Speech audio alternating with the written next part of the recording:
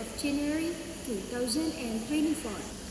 Happy gathering with us in broadcasting news program Mizan TV, which will provide you the real news which is taken factually from the file, either from national or international. I'm Najwa Kamilah Putri Agustiansyah. As your broadcaster today, will accompany you for 3 minutes later with many kinds of information. Well, let's begin the news today.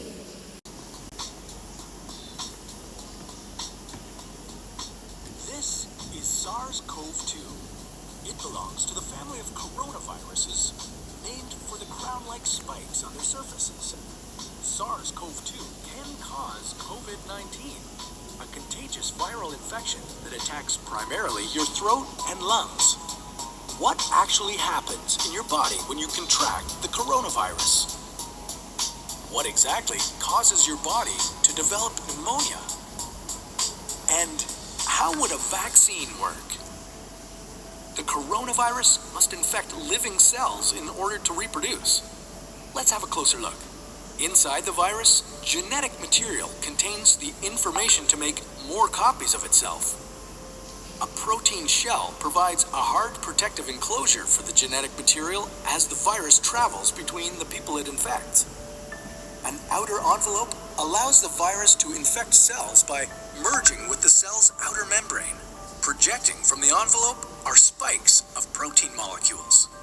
Both a typical influenza virus and the new coronavirus use their spikes like a key to get inside a cell in your body, where it takes over the cell's internal machinery, repurposing it to build the components of new viruses. When an infected person talks, coughs, or sneezes, droplets carrying the virus may land in your mouth or nose and then move into your lungs. Once inside your body, the virus comes in contact with cells in your throat, nose, or lungs. One spike on the virus inserts into a receptor molecule on your healthy cell membrane like a key in a lock. This action allows the virus to get inside your cell. A typical flu virus would travel inside a sac made from your cell membrane to your cell's nucleus that houses all its genetic material. The US has become the latest country to impose COVID testing on visitors from China, after Beijing announced it would reopen borders next week.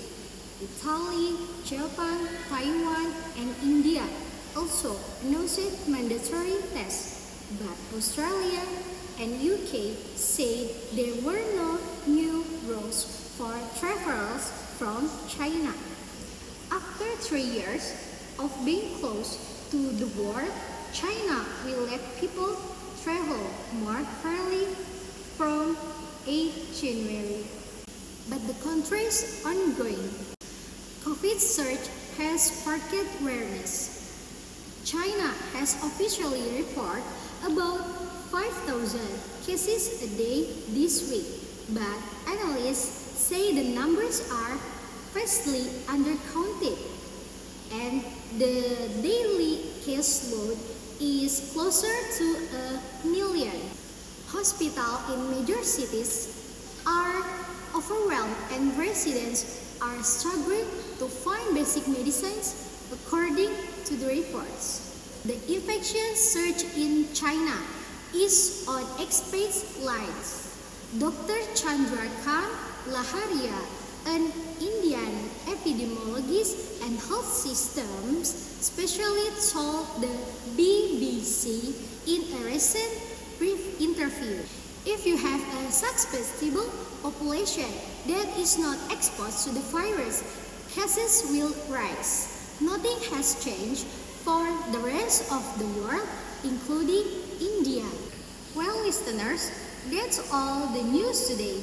If you have a question or suggestion and some critics, please visit us at www.mizantv.com.